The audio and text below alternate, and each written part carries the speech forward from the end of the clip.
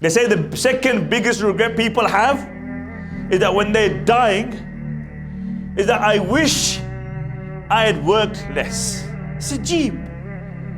All your life, you run after the rat race. You're running after the dunya. I wish I could get more work. I wish I could get a better job. I wish I could get, more money.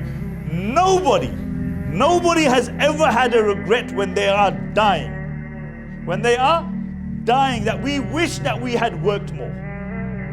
That we wish that the millions I had earned, I had actually earned billions. Nobody.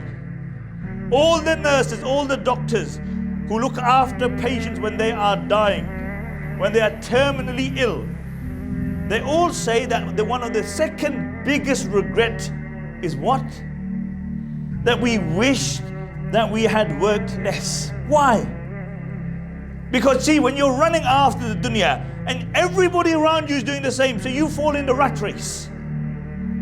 But when you are dying, that's the moment that you will reflect. See, you will walk out of here and you will hear the khutbah and you will go back to your rat race. You will go back to your dunya. You will go back to doing whatever you've been doing. And you'll go back to work and you'll forget about this. Because you got no time. You're not going to take out 3 hours and think about your life. Yeah, you know what? Maybe I need to take a step back. You're not going to do that. What you're going to do, you're going to go out of here and you're going to go in your rat race. But the day the doctor tells you, if you have that tawfiq, if you have that moment, listen, you got 2 months to live. Then you will reflect.